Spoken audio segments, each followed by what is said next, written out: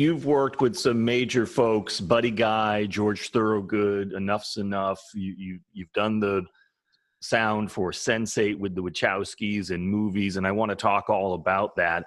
I'm curious, can you give us a glimpse, though, first, as far as what goes into the anatomy of making an album these days? A lot of times, more often than not, especially nowadays, the artists will have something to record their demos on. And software's gotten very cheap. It's gotten very easy to use. Most of it's even free. So consequently, artists come in with these fully produced demos, that have a lot of great elements in them.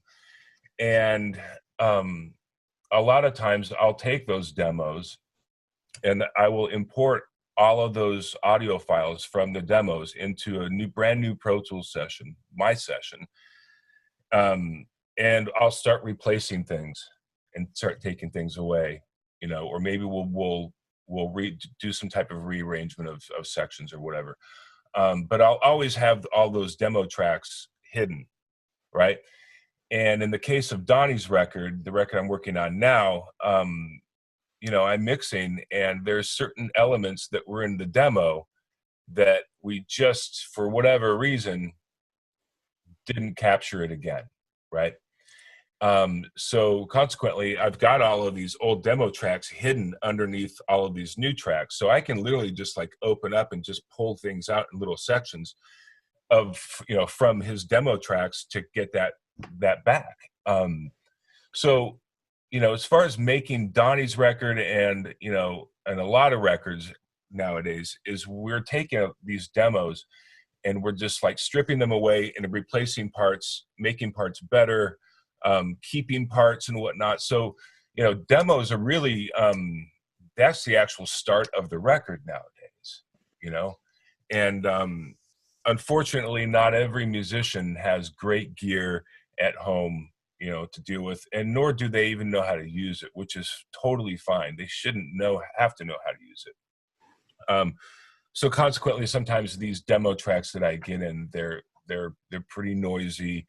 There's little clicks and pops. They might be harsh and thin sounding, and when I put it into my session with all the new stuff that we've been doing, that's big sounding and thick, and it's not harsh. I have to do some shaping of these demo tracks, and some of it's pretty drastic. But all of it, ends up fitting in the mix, and you can't tell that was from a demo, Right. And at the end of the day, it's all about the song anyway, right? Right.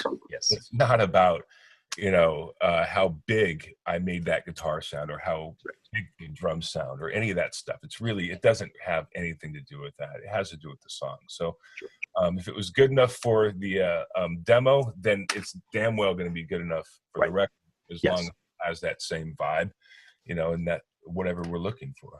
Sure. And then you add, obviously, different other music, other instruments, other musicians' performances to the song. Yeah, as the tracking process is going, new ideas pop into our head. Maybe some new idea will spark another new idea that will negate the idea that we had 2 weeks ago about one particular part, right? And you have to be humble enough, or not humble enough, but you have to be open-minded enough, right, to be like, oh yeah, that part that we put in 2 weeks ago that we worked really hard on, this is better. Let's ditch that. So, that's been a lot of the process on Donnie's record too, is we are mulling over things, and we're redoing things that maybe we spent 2 or 3 days on or 5 days on, Yeah, but stuff that's on the cutting room floor, to say, so to speak, is probably still very cool as well, right? So fantastic. Yeah, it's really, really great. Everything that I've recorded onto the hard drive, that we've walked away from, everything has been really, really great and up to our standards, production wise and performance wise. It's just that once we get some of these other ideas in there and some of these other instruments, now we might not need that anymore, For instance, with Roger Manning's tracks, when he sent some stuff over, there was one section of the song that he did some brilliant stuff in that we weren't necessarily expecting. And we ended up muting some of the stuff that we had in there before we got Roger's tracks, because now, that's stepping on Roger's tracks, right? Even though Roger was very, very, very conscious not to step on anything, heavy-handed that we already had. It's just that Roger's stuff was a little bit better in that particular section, right? Yeah, exactly. So things get reworked over and over and over and over. Yeah. And that's the way I like to make records. That's the way I was taught how to make a record. Okay. I started off early on in my career at a studio called Chicago Tracks. And this is in the early 90s. And there was a band called Ministry that had been camped out there for years, right? Sure. This was their home base.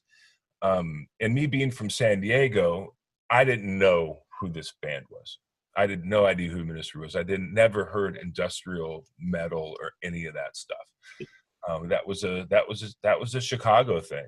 That was not, in my circles anyway, was not anywhere near LA or San Diego. And I started out with those guys as an intern, and then over the years ended up working with them as an engineer, moving down to Texas with them, and there's a giant story there. But the way that they made records is they would labor over these parts and whatnot, and unless it was dead nuts perfect, they wouldn't move on. Really? Wow. We would, there were times where, I think, we spent maybe a couple of weeks on just guitars on one song. Wow. And, maybe five days of those 2 weeks were just getting guitar sounds. Amazing. Right? Yeah. Now, this is back in the early 90s when we had budget, right? Yes. Right. Warner Brothers was really strong behind this band at the time. And that record took 18 months to make, if I recall correctly. Wow. And that's not usual, right? No. I mean, unless you're Fleetwood Mac doing Rumors or something like that, that was a little bit out of the ordinary, but still, back then it wasn't out of the ordinary to take 6 months to do a record. Okay. And to go into a studio that you were spending $1,500 a day on, right? Wow. Yeah. I mean, that was a normal major label record budget. Right. Yeah. That's not here anymore. Right.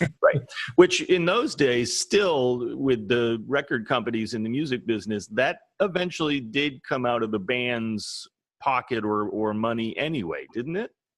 I guess so. I don't know. I've never been a part of that section of the business. Yeah. Got it. That's what I've heard. I don't know if that's right. Yeah. Yep. I don't even know. I do know that, Ministry was making enough money to warrant that type of budget. Sure. At the time.